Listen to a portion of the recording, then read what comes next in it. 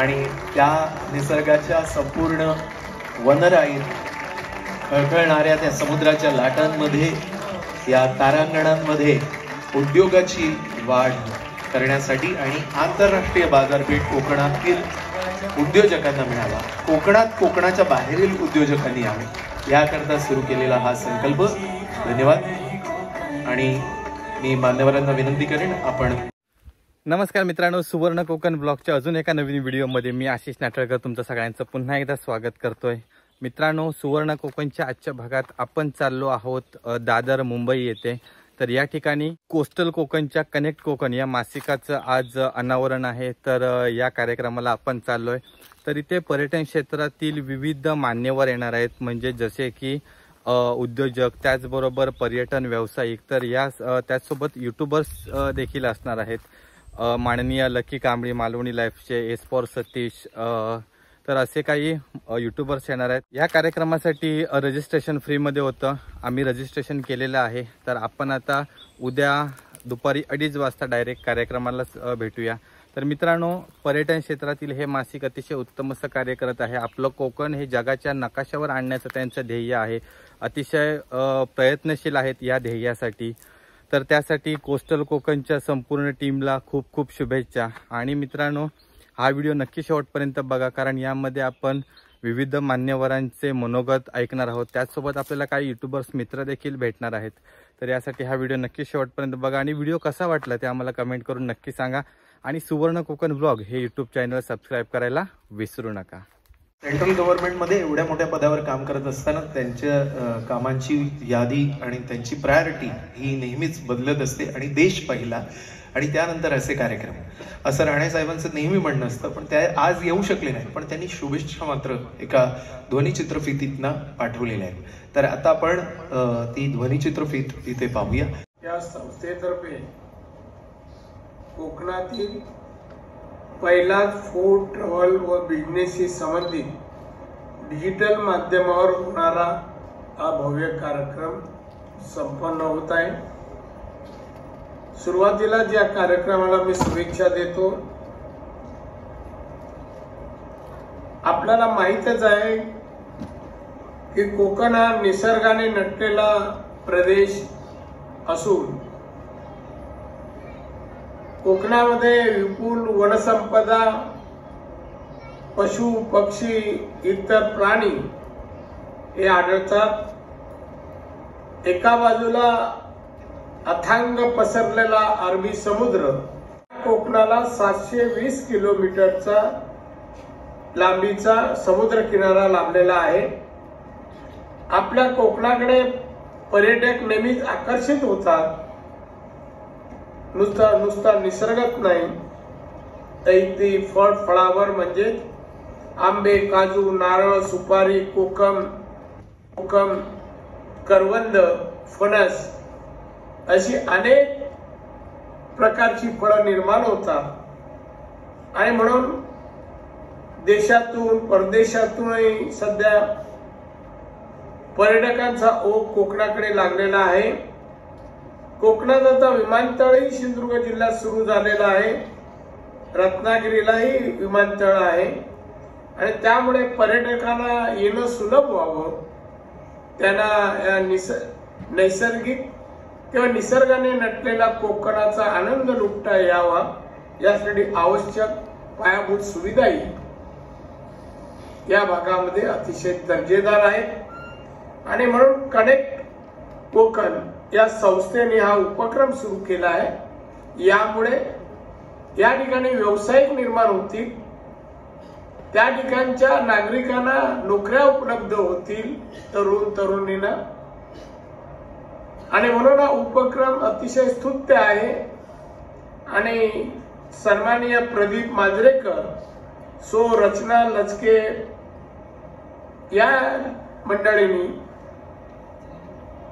जे पाऊल टाकलंय या व्यवसायातलं आणि कोकणाच्या विकासासाठी, पर्यटनाचा विकास व्हावा आणि पर्यटनातून कोकण समृद्ध होते, या मंडळींनी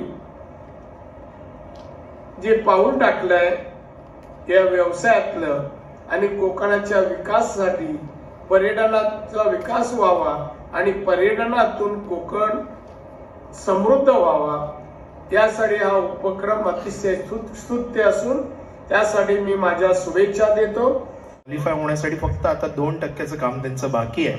सो कातळ शिल्प हे नक्की काय हे गुगल केल्यानंतर आपल्या सगळ्यांना कळेल की एक पसरलेला जो मोठं कातळ असतं जमिनीवरचं, त्या जमिनीवरच्या कातळामध्ये विविधांगी कलात्मक दृष्टिकोनातनं ही शिल्प स्टडी केली जातात. याविषयीचं प्रेझेंटेशनही आपल्याला बघायला मिळणार आहे. पण ते कातळ शिल्प करणारे आणि युनेस्कोच्या त्या मानांकनापासून 2% लांब असणारे जे सुधीरजी रिसबूड साहेब इथे आलेत. मी सर्व मान्यवरांना विनंती करतो की त्यांनी आपण सुधीरजी रिसबूड यांना हा सन्मान देऊन इथे आपण सन्मानित करावं. जरा जोरदार टाळ्यांच्या कडकडाटात आपण सुधीर रिसबूड यांचं या ठिकाणी स्वागत करूया.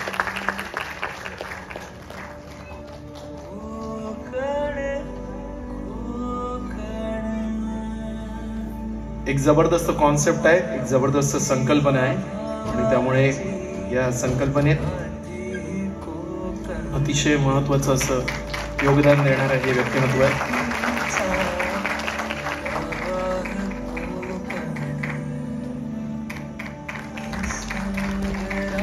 मनपूर्वक अभिनंदन सर आपल्या कलात्मक दृष्टिकोनाला आणि आपल्या कोकण कनेक्ट कोकण या कार्यक्रमाच्या निमित्ताने मंचावर उपस्थित असलेले सन्मान्य संदीप कुलकर्णीजी,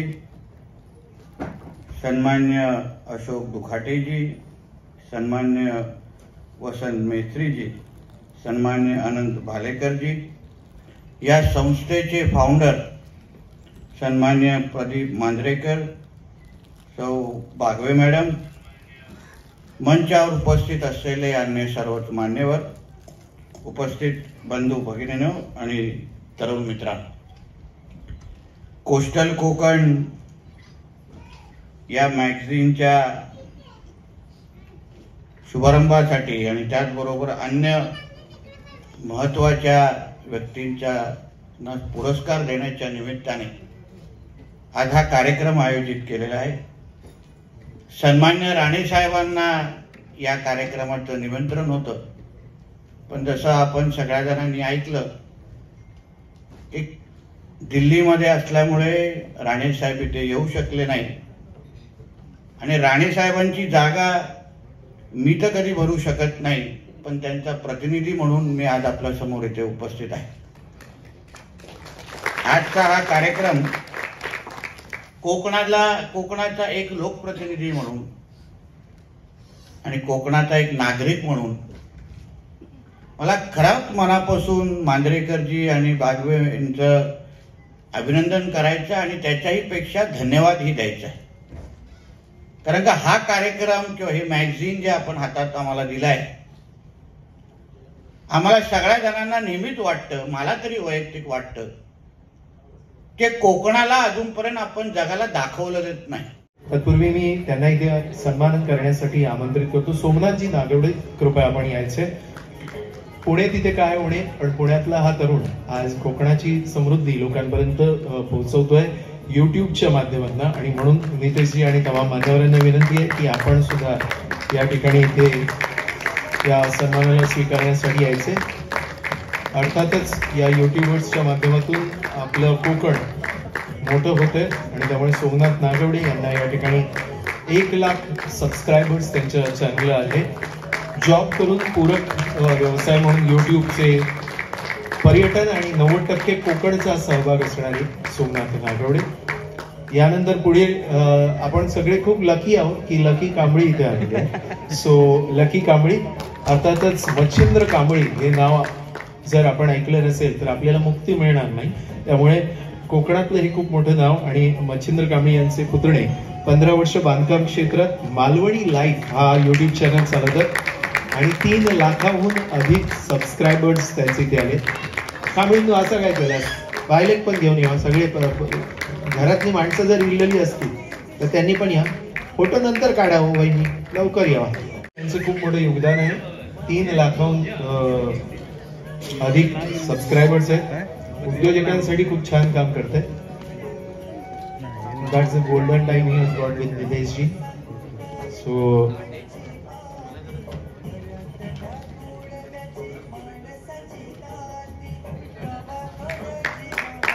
मनपूर्वक अभिनंदन.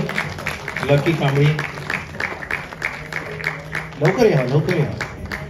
झलक पण घेऊन गेले.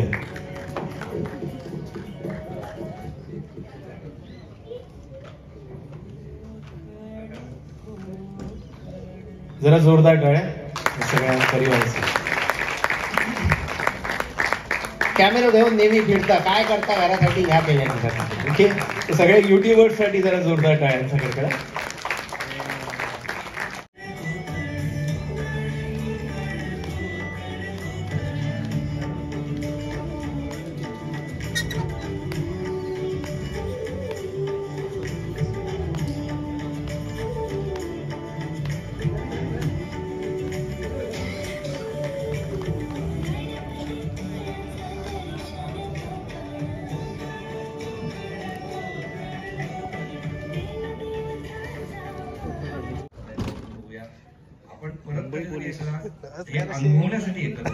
मुंबई पोलीस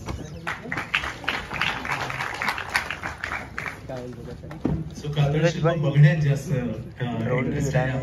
देऊन आपला वेळ मी जास्त घेऊ इच्छित नाही. सोमनाथ नागवडे, लकी कांबळी आणि सतीश रटाटे यांना मी विनंती करतो की आपण मंचावर येऊ आणि या संपूर्ण परिसंवादाचं म्हणजे या पॅनल डिस्कशनचं सूत्र आत्माराम परब यांनी सांभाळून अशी मी त्यांना विनंती करतो. जरा जोरदार टाळ्यांनी या सगळ्या युट्यूबर्सचं आपण स्वागत करू. अतिशय साधी सरळ तुमच्यासारखी दिसणारी माणसं पण जवळजवळ 2-3 लाख सबस्क्रायबर असलेली, आज अलीकडे फेसबुकवर इंस्टाग्रामवरती 200-400 लोक फॉलोअर्स झाले तरी लोक खुश होतात. ते लाखांमध्ये लोक खेळतायत आणि खऱ्या अर्थाने लखपती आहेत. तर आपण त्यांचं सगळ्यांचं स्वागत करूया आणि आपण मुख्य कार्यक्रमाकडे वळूया.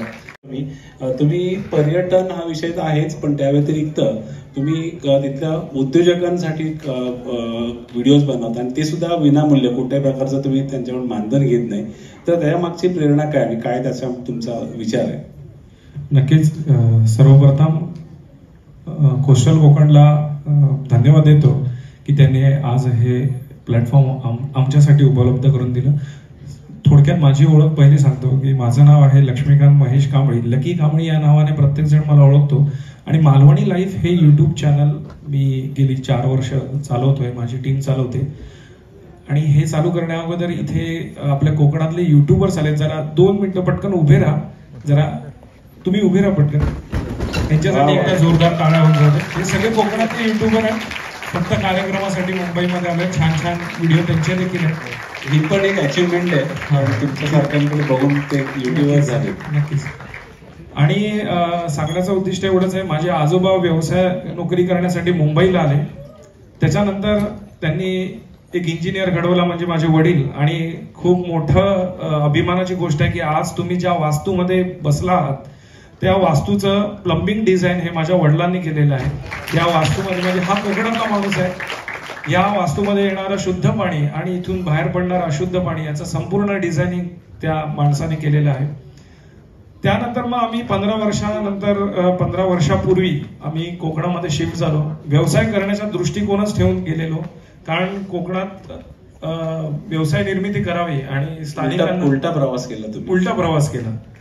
आणि आज मी अभिमानाने सांगतो की आम्ही कोकणामध्ये कमवतोय आणि इथे खर्च करतोय मुंबईमध्ये. ही खूप मोठी अभिमानाची गोष्ट आहे माझ्यासाठी. सांगण्याचं उद्दिष्ट एवढंच आहे की तुम्ही पण या कोकणामध्ये खूप ऑपॉर्च्युनिटी आहे व्यवसाय करण्यासाठी. युट्यूबच्या माध्यमातून मी जेवढ्या व्यावसायिकांना भेटलो, आज ग्रॅज्युएट लोक आहेत, MBA केलेली लोक आहेत जी कोकणामध्ये व्यवसाय करतायत. परवाच्या दिवशी मी एक व्हिडिओ बनवलेला, 15 वर्ष IT क्षेत्रात काम करणारा माणूस आज गांडूळ खत बनवतोय. 15 वर्ष जो माणूस IT क्षेत्रामध्ये काम करतोय तो आज गांडूळ खत बनवतोय. अशी खूप लोक आहेत कोकणामध्ये. आणि कुठेतरी ही लोक जगासमोर पोहोचवण्यासाठी, मी नेहमी सांगतो की जगासमोर पोहोचवण्यासाठी आम्ही हे व्हिडिओ बनवतो आणि हे उद्योजक लोकांसमोर पोहोचतायत. आणि त्याचं एक साधं सोपं उदाहरण म्हणजे लॉकडाऊन मध्ये आम्ही एक छोटासा काजू कारखाना शूट केला. घरगुती काजू कारखाना. आजोबा पुड्या बांधतायत, मुलगा काजूगर सोलतोय, आई हे काम करते आणि मुलं वजन करून टॅग लावतात. हे असा काजू कारखाना लॉकडाऊन मध्ये केला. तो माणूस 1.5 किलोची काजूची एक पुडी माझ्याकडे घेऊन आला आणि सांगितलं, दादा 1 टन काजूगर फोडण्याची ऑर्डर माझ्याकडे आज आलेली आहे व्हिडिओमुळे. एक नवीन युनिट त्या माणसाने वाढवलं. तिलापिया मत्स्यशेती असेल ती लोक माझ्याकडे आली, खूप चांगले इम्पॅक्ट होतं त्याच्यासाठी. इलायको म्हणून आपल्याकडे एक ई बाईक चालू झालेली आहे सावंतवाडीमध्ये, कदाचित तुम्हाला माहिती असेल. त्यांचा आम्ही एक सहज जाऊन व्हिडिओ बनवला. एक क्युरियोसिटी होती, आपल्या कोकणातला माणूस ई बाईक बनवतोय करून, म्हणून आम्ही गेलो. 1.5 महिन्यानंतर त्या लोकांनी मला सांगितलं की सर, म्हणजे मला एक त्यांनी पदवी दिली, सर आम्हाला तुम्हाला येऊन भेटायचंय. मी काही कामात होतो, बांधकाम व्यवसायामध्ये असल्यामुळे तेवढासा वेळ मिळत नाही मला, पण आम्ही एक सुवर्णमध्ये झालं आणि आम्ही भेटलो. आणि त्यांनी मला सांगितलं की आम्हाला 4 डिस्ट्रीब्युटर मिळाले आहेत, 2 गोव्यामध्ये, एक सिल्वासामध्ये, एक रत्नागिरीमध्ये, आणि 45 बाईक्स आम्ही एका कंपनीला विकले. म्हणजे करोडोचा बिझनेस त्यांनी त्याच वेळेला केला. आता त्यांनी मला सांगितलं की तुम्हाला काय पाहिजे, तर माझं इंटेन्शन काहीच नाही, म्हणजे मी कुठलाही पैसा न घेता मी लोकांपर्यंत पोहोचतो आणि त्यांचे व्हिडिओ बनवून फेसबुकवर टाकतो. ग्रेट. म्हटलं मला काय नकोय. ते म्हणाले बाईक घ्या, तुम्ही चॉईस करा, तुमच्या चॉईसची बाईक देतो. म्हटलं नको, घरात ऑलरेडी 2 आहेत आणि 2 बाईक असले की मेंटेनन्स किती असतो ते मला माहिती. म्हटलं एक काम करूया का, म्हटलं सविता आश्रम म्हणून एक संस्था आहे, आपण त्याचा व्हिडिओ बनवलेला आहे, आपण त्यांना गिफ्ट करूया. मग आम्ही ती बाईक सविता आश्रमला गिफ्ट केली. असे बरेच गोष्टी आहेत, म्हणजे आता आपल्या मोठे पण काय सांगायचं नाही, पण याच्यातून तुम्ही लोकांना प्रेरणा देता. नक्कीच नक्कीच नक्कीच.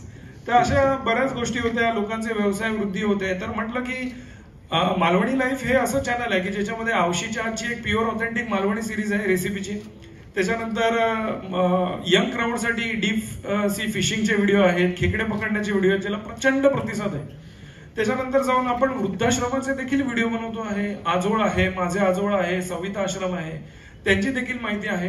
आणि त्या पलीकडे जाऊन मग हे असे जे उद्योजक आहेत त्यांना प्रमोट करण्याचं काम करतोय, जे आता सध्या हे कोस्टल कोकणच्या माध्यमातून पण तेच काम केलं जात आहे. त्यांना देखील मालवणी लाईफ कडनं खूप खूप शुभेच्छा. आपण एका प्लॅटफॉर्मवर काम करतो आणि मी सर्व या प्लॅटफॉर्मवरून मी सर्व कोकणातील उद्योजकांना सांगेन की तुम्ही मला कॉन्टॅक्ट करा, कुठलीही फी न आकारता मी तुमच्यापर्यंत पोहोचेन. तुम्हाला प्रमोट करण्याची जबाबदारी ही मालवणी लाईफची आहे. तुम्ही नक्की मला वाटतं वेळेची खूपच कमी आहे, पण आपण तुमच्याशी तर तसे आपण ऑलवेज संपर्कात राहू शकतो. शेतकऱ्याचा उल्लेख मी मगाशी केला होता, तो इथे आलाय, जरा जोरदार टाळ्या त्याच्यात.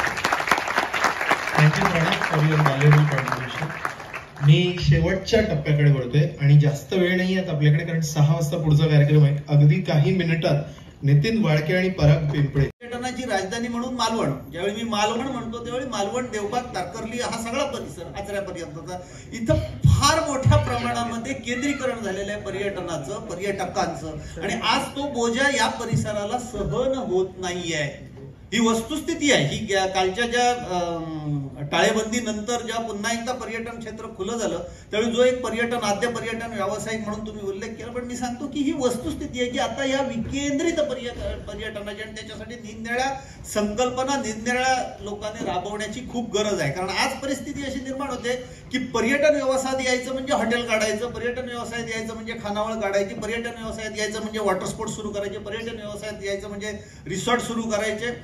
याच्या पलीकडे कोण विचार करत नाहीये. कितीतरी व्यवसाय, पर्यटक हा एक माणूस असतो आणि माणसाच्या प्रत्येक गरजा त्याला असतात आणि त्या दृष्टीनं विचार करण्याची वेळ आलेली आहे असं मला वाटतं. व्हेरी स्पोर्ट्स ऍक्टिव्हिटीज मध्ये आहात. एकंदर सध्याची जी काय परिस्थिती आहे टुरिझमची, जसं मगाशी सरांनी सांगितलं की एकदम केंद्रीकरण झाले एकाच ठिकाणी, तर एकंदर तुम्ही आता मला वाटतं एक रत्नागिरीमध्ये हे करता, दिव्यागर जवळ सर, तर त्याच्याबद्दल तुम्ही जरा बोलावं. मी थोडासा जसं आता म्हणाले तसं की 25-1 वर्षांपूर्वी जेव्हा कोकणात रस्ते नव्हते, कनेक्टिव्हिटी नव्हती, आज आपण कनेक्ट कोकण म्हणतोय, पण तेव्हा कनेक्टिव्हिटी म्हणजे काय हे कोकणला माहितीही नव्हतं.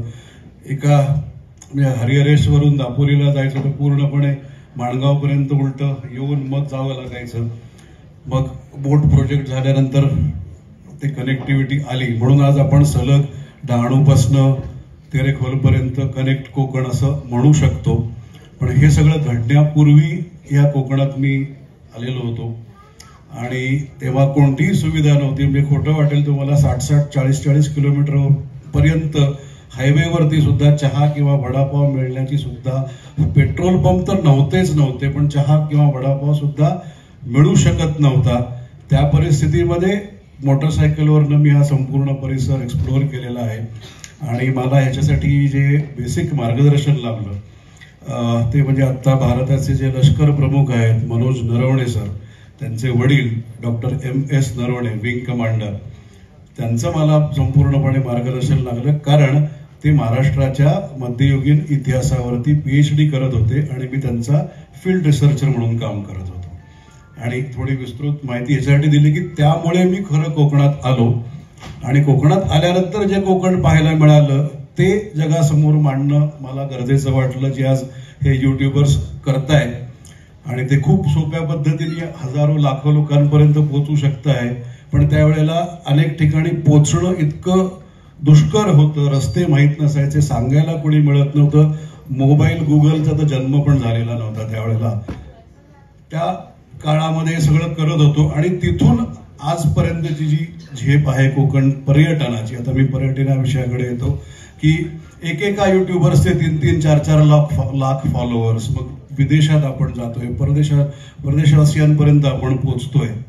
पण हे करत असताना पुन्हा आपण थोडेसे मागे येऊया. आता नितीन सर बोलले त्याप्रमाणे की जसं आपण हायर लेवलवर काम करतो तसं ग्राउंड लेवलवरती पण काम जे व्हायला पाहिजे, ज्याला बेसिक इन्फ्रास्ट्रक्चर म्हणतात, त्याचा आधी प्रामुख्याने विचार व्हायला पाहिजे. जो काय लोंढा, जो काय सोर्स येऊ शकतो किंवा येऊ इच्छितो तो आपापल्या एरियाला सस्टेन होणार आहे का, हा पहिला भाग आहे. आज अभिमानाने आपण सांगतो की अरे दिवाळीत इतका सीझन झाला की 1000 गाड्या परत गेल्या. आता ह्याच्यातली कुठली गोष्ट अभिमानाची आहे आणि कुठली गोष्ट मर्यादांची आहे, हा विचार आपण केला पाहिजे नक्कीच. दुसरा भाग जो येतो तो पर्यटन म्हणजे नेमकं काय याचा, आणि आपण पर्यटन व्यवसायाकडे येणार. 2 मिनिटात कन्क्लूड करतो. पर्यटन म्हणजे नेमकं काय हा प्रश्न खरं तर पर्यटकांसाठी आहे की त्याला पर्यटन म्हणजे नेमकं अपेक्षित काय आहे. तर पर्यटनामध्ये सगळ्यात पहिलं अपेक्षित असतं तो निसर्ग, निसर्गानंतर इतिहास, संस्कृती आणि मग त्याला जोडून अनेक येणाऱ्या सोयी सुविधा. तर त्याच्यापैकी जेवण आणि निवास हे सोयी सुविधांमध्ये येतं. त्यामुळे तो पर्यटनाचा एक अविभाज्य पण मूलभूत अंग आहे, गरज आहे ती पर्यटन व्यवसायाची.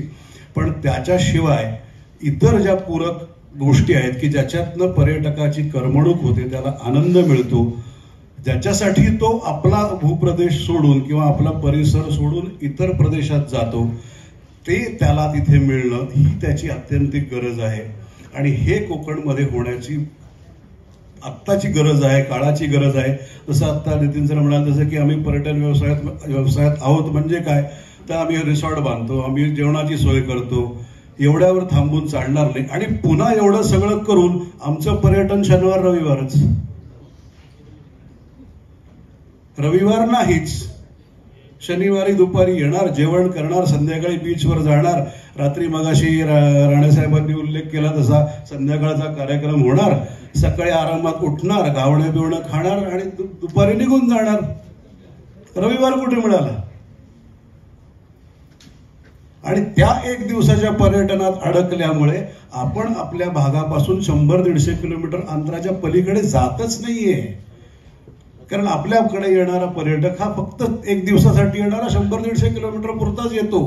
पण जो माणूस पुण्या मुंबईचा किंवा इतर प्रदेशातला, गोव्याचं 1000 वेळा उदाहरण दिलं जातं, केरळचं दिलं जातं की 4 दिवस 5 दिवस गोव्यात माणूस जाऊ शकतो, केरळला जाऊ शकतो, मग आमच्या कोकणात का येत नाही. त्याचं साधं उत्तर आहे, त्याच्या समोर कोकणात येऊन मी 4-5 दिवस काय करायचं याचा ऑर्गनाइज्ड टूर प्लॅन नाहीये. त्याची राहायची आणि जेवणाची सोय केली की त्या पर्यटकाला मोकळं सोडून दिलं जातं की बाबा तुझं तू आता स्वतःला एंटरटेन कर. त्यासाठी प्रत्येक सेक्टरमध्ये, डहाणूपासून पालघरपर्यंत प्रत्येक सेक्टरमध्ये त्या सेक्टरची जी पोटेन्शियल्स आहेत ती जर नीट आयडेंटिफाय केली आणि ती त्या विभागापुरती ऑर्गनाइज्ड वर्कआउट केली तरच ते घडू शकतं. आपण कोकणची माझ्या आत्ता एका ह्याच्यानुसार स्टेटमेंटनुसार परिस्थिती एका हट्ट्या कट्ट्या आणि सशक्त मुलासारखी आहे की ज्याला कोणीही मार्गदर्शन करायला नाही. जो उठतोय तो प्रत्येक जण, जसा आपल्या घरी आलेला पाहुणा आपल्याला पाढे विचारतो ना की तुला हे येतं का रे, तुला ते येतं का रे, प्रत्येक जण आपापल्या परीने जे पाहिजे ते सांगतोय. परंतु तुम्हाला कोणाचंही मार्गदर्शनाची मी खरं सांगतो गरज नाही. स्थानिक पातळीवरती तुमचा जसा ग्रुप आहे, तुमची गावं आहेत, डहाणू पालघर पासून आहेत, प्रत्येक गावाचं एक एक वैशिष्ट्य आहे. ते जर तुम्ही आपापल्या ग्रुपमध्ये वर्कआउट करून तुमच्या गावापुरता जरी 2 दिवस 3 दिवसाचा 4 दिवसाचा टूर प्लॅन बनवला तर ते तुमच्या गावाचं स्वतंत्र वैशिष्ट्य ठरेल. आणि ही वैविध्यता आपल्या संपूर्ण कोकणात आहे. रायगड, रत्नागिरी, डहाणूपासून तेरेखोलपर्यंत सगळा कोकण एकाच पट्टीत मोजता येणार नाही. तेरेखोलला जर स्कुबा डायव्हिंग होऊ शकतं तसं डहाणूला किंवा अजून इतर जिल्ह्यांमध्ये झालेलं नाही. डहाणूला जसा चिक्कू महोत्सव घडतो तसा रत्नागिरीत होऊ शकत नाही. रत्नागिरीतला आंबा महोत्सव दुसरीकडे होऊ शकत नाही. हे त्या त्या विभागाचं वैशिष्ट्य आहे. त्यामुळे सगळंच एकाच मापात मोजून चालणार नाही. आणि याच्यासाठी आपल्याला 1 दिवसाच्या पर्यटनाची मानसिकता बदलून थोडा व्यापक दृष्टिकोन आधी निर्माण केला पाहिजे. आणि मग 1000 नाही लाखो लोक आली तरी आपण ती सहज सस्टेन करू शकतो. जरा जोरदार टाळ्या प्रणय शेटे यांच्यासाठी. याचसोबत कनेक्ट कोकणचे टीमचे जे व्हॉलंटियर्स आहेत त्यांनाही मी ताबडतोब मंचावर या ठिकाणी ते आमंत्रित करण्याची विनंती करतो. प्रणय शेट्टे यांना सन्मानित करतील प्रदीपजी मांजरेकर, कार्यक्रमाचे आयोजक. येस, कोकण कोकण गाणं जर आपल्याला ऐकायला मिळालं बॅकग्राऊंडला तर आणखी छान वाटेल. रचनाजी, आपणही कृपया यावं. हे सुंदर गाणं त्याने कंपोज केलं. माझ्याच भांडूपचा असणारा, माझ्याच शेजारी राहणारा माझा मित्र प्रणय शेट्टे, यासाठी त्याचं मनपूर्वक अभिनंदन. अगदी चेन्नई पर्यंत जाऊन रेहमान सरांच्या स्टुडिओमध्ये त्याने संगीताचं प्रशिक्षण घेतलंय.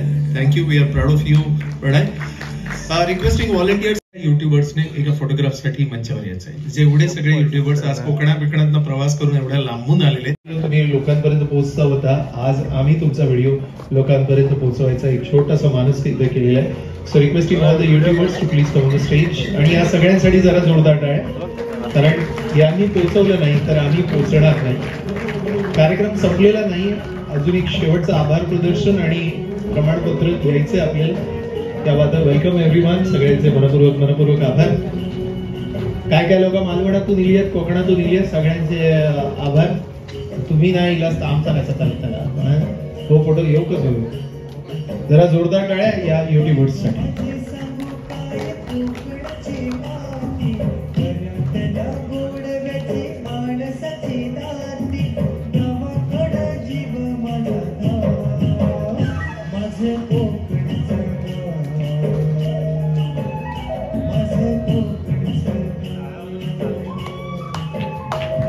थँक्यू. सगळ्यांचे मनपूर्वक आभार. आणि खात्री घ्या की आमच्या या कार्यक्रमाला आपण आपल्या युट्यूब चॅनलच्या माध्यमातून जास्तीत जास्त लोकांपर्यंत पोहोचवाल. सो धन्यवाद. सगळ्या युट्यूबर्सचे मनपूर्वक आभार. यानंतर रचना लचके बागवे यांना विनंती करतो की त्यांनी व्हॉलंटियर्सना या ठिकाणी सन्मानित करण्यासाठी पुढील सूत्र आभार प्रदर्शनाची आपल्या हाती घ्यावी. And then we'll have a group photograph and we'll आमचे नवरा माझे मिस्टर आणि सरांची मिसेस मानसी मांजरेकर यांनी देखील खूप सपोर्ट केला आम्हाला. त्या सगळ्यांचे आभार. आणि आमचे स्टाफ, आता आपण सगळ्यांना सर्टिफिकेट देतोय, त्यांचे सगळ्यांचे आभार.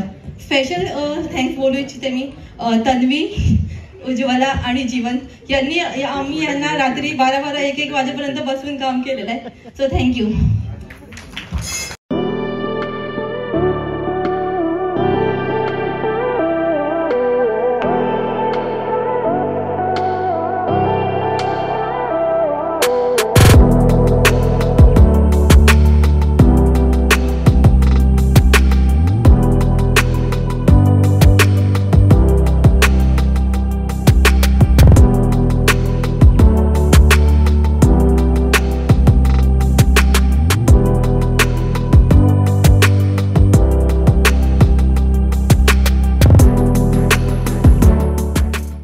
मित्रांनो, आता आपण कोस्टल कोकणच्या सेमिनारला आलेलो होतो. इकडे स्नेहा आर्ट अँड क्राफ्ट यांचा इकडे स्टॉल आहे.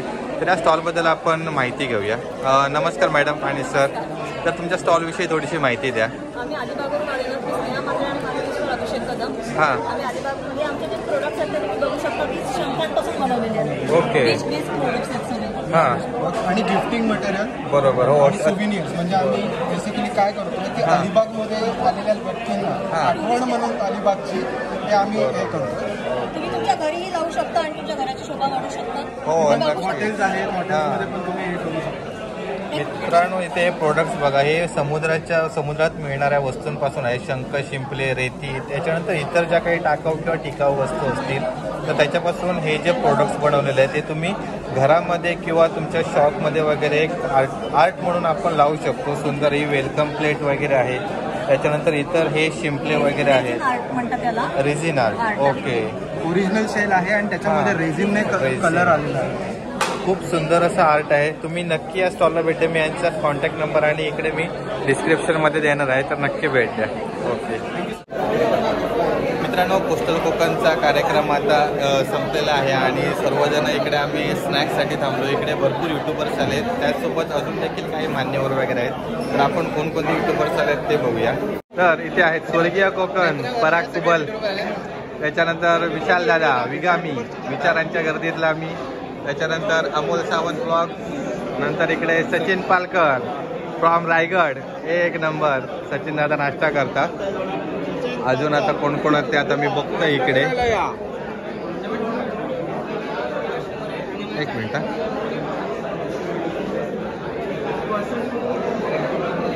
इकडे अजून काही महत्वाचे माणसं असत. तर पहिलं असा ट्रॅव्हलिंग हॅरी.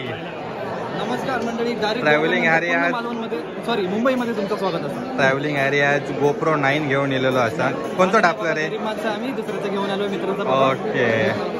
आणि इकडे साप स्पेशलिस्ट एकदम योगेंद्र साटम आणि त्यांच्यासोबत आपला पिंट्या आणि बॉस आहे. आज पिंट्या नाही हा पिंट्या शूट करून पाठवलाय ना. तर सूरज आणि योगेंद्र दादा. मी बोलतोय माझा बोलूचा. हा बोल. यो पहिलं बोललो की नाही मी साईट वरती आहे, साईट वरती आहे म्हणजे आमच्या तिकडेच मंडई. आणि मला वाटलं खरं नसेल कारण स्लॅब वगैरे काय अशी कारण देत होता की ती एका म्हणजे मी त्याच्या डिपार्टमेंट मधून असून मला पटली ती कारण. बरोबर. पण अशी पण गंडवता येतात. भाई तुझ्याकडून शिकले मी स्किल्स आहे. ओके. आणि बघते हैलो फटके देऊ का फटके देऊ का? सॉरी. नाही, आशिषला मी बऱ्याच दिवसानंतर भेटलो. आशिषला मी मागच्या महिन्यात जे भेटलो ते आता भेटलो. होय होय, वर्षभरात. मागच्या वर्षी आंब्याच्या सीझनला जी मजा केलो शपथ खरंच नाही. आता आपण हे सगळे गोष्टी बाहेर बोलूया. आमचा मीटअप अजून एक व्हिडिओ असतो. आणि इथे मालवणी लाईफचे लकी दादा. लकी दादा हो, मी इलय डायरेक्ट हेलिकॉप्टरने. ह्या कार्यक्रमाला आल्यानंतर जेवढा आनंद होता ना तेवढाच आनंद मला माझ्या कोकणातले युट्यूबर आज या ठिकाणी आलेले. जसं आशिष आलेला आहे, सकाळपर्यंत त्यांनी सरप्राईज ठेवलेलं. आधीच्या साईटवरचे त्यांनी फोटो टाकलेले. आम्हाला सांगितलं मी साईटवरच आहे अजून, पण सकाळी मंगला पकडून आलो. नाही, मी कालच आलेलो तुतारीने. काल तुतारीने आलेलो. हे सरप्राईज होतं. खूप छान वाटलं तुम्ही सगळेजण या ठिकाणी आलात आणि हा कार्यक्रम अटेंड केला. या कार्यक्रमाला तुम्हाला सगळ्यांना म्हणजे आपण सगळ्यांना इन्व्हाइट करण्याचं कारण एवढंच होतं की मी नेहमी सांगत असतो की युट्यूब आपल्याला पैसा देत आहे, फेम देत आहे, पण त्या पलीकडे जाऊन चांगली माणसं देत आहे. आणि ती चांगली माणसं या फील्ड मधून आपल्याला सर्व भेटली आहेत. थँक्यू दादा. आपल्याला याच्यानंतर अजून एक वेगळा मीटअप होणार आहे. चला मित्रांनो, आपण आता होतो कोस्टल कोकणच्या कार्यक्रमामध्ये. तर आता कार्यक्रम संपल्यानंतर इथे सर्व आपल्याला मान्यवर वगैरे भेटत आहेत. तर आजच्या कार्यक्रमाचं एक महत्त्वाची गोष्ट म्हणजे सूत्रसंचालक, आणि ते खोत सर करत होते. अतिशय सुंदर असं सूत्रसंचालन होतं. खरोखर मंत्रमुग्ध करणारे असं सूत्रसंचालन होतं. सर खूप खूप आभार तुमचे की तुम्ही एवढं चांगलं सूत्रसंचालन केलं. त्यामुळे कार्यक्रमात अशी मजा आली भरपूर. म्हणजे सर्वजण असे खिळून बसलेले. खास मालवणी भाषा, इंग्लिश, त्यासोबत मराठीवर तर प्रभुत्व सुंदर अतिशय. नक्कीच आम्ही परत भेटणार. बघूया लवकरच. आणि चॅनलला खूप खूप साऱ्या शुभेच्छा. कोस्टल कोकणच्या निमित्ताने कोकणाची ही जी व्यापाराची संधी आहे, उद्योगाची संधी आहे, संस्कृती आणि कला आणि परंपरा आपल्या चॅनलच्या माध्यमातून आम्ही आपण सगळ्यांपर्यंत पोहोचवत आहे. त्याबद्दल आम्ही आपले शतशः आभारी. धन्यवाद. मंडळी, आता फायनली सर्व कार्यक्रम संपले. संपलेला आहे आणि आम्ही आता परत रिटर्न चाललोय. तर हा व्हिडिओ तुम्हाला कसा वाटला ते आम्हाला कमेंट करून नक्की सांगा. आणि कोस्टल कोकण हा जो पूर्ण उपक्रम चालू केलेला आहे, मॅगझिन वगैरे चालू केलं, त्यांना उत्स्फूर्त असा प्रतिसाद आहे. त्याबद्दल आपण एक वेगळा व्हिडिओ बनवतो, तो देखील तुम्ही व्हिडिओ नक्की बघा. तोपर्यंत चॅनल सबस्क्राईब करा आणि असेच व्हिडिओ